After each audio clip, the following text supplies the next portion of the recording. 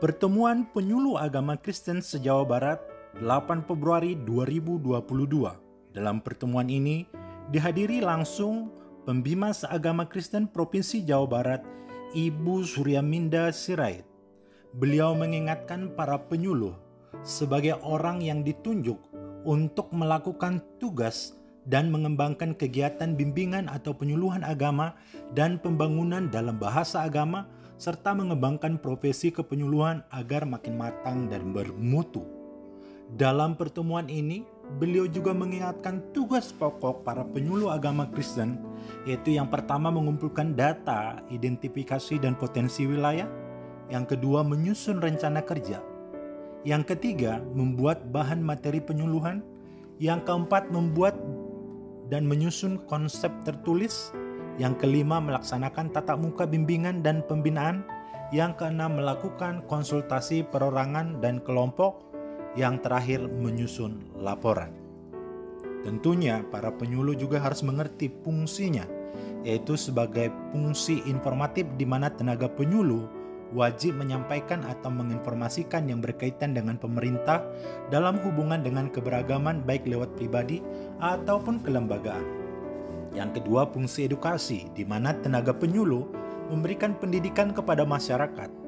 Yang ketiga, fungsi advokasi, di mana tenaga penyuluh dapat memberikan pendampingan dan pembelaan kepada umat.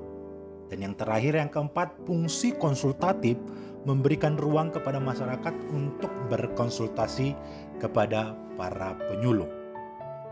Dalam hal ini juga, Ibu Minda mengingatkan para penyuluh agar bisa menyampaikan program-program pemerintah seperti tahun ini adalah tahun moderasi, agar setiap penyuluh aktif menyampaikan pembinaan tentang moderasi beragama.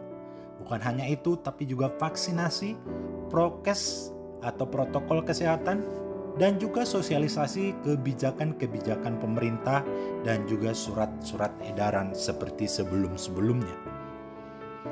Penyuluh diharapkan di bulan Februari sampai bulan Maret sudah melakukan pendataan gereja, baik itu alamat dan juga jumlah umat di setiap gereja masing-masing. Dalam pertemuan ini juga dihadiri oleh Bapak Budiman Hutasoid selaku Direktur Penyuluhan Agama Kristen se-Jawa Barat, dan beliau mengingatkan kepada para penyuluh agar aktif memberikan laporan penyuluhan dan pembinaan bulanannya. Beliau mengingatkan evaluasi kepada penyuluh agama Kristen 2021, di mana masih kurangnya laporan dari beberapa orang. Dan beliau berharap di tahun 2022 ini ada perubahan kepada setiap penyuluh untuk aktif memberikan laporannya. Beliau juga mengucapkan selamat kepada 130 orang yang terpilih lewat seleksi sebagai penyuluh agama Kristen se-Jawa Barat tahun 2022.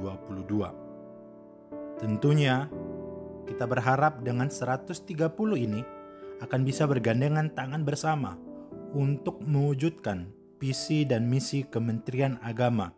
Kementerian Agama yang profesional dan andal dalam membangun masyarakat yang saleh, moderat, cerdas, dan unggul untuk mewujudkan Indonesia maju yang berdaulat, mandiri, dan berkepribadian berdasarkan gotong royong. Tuhan Yesus memberkati. Shalom.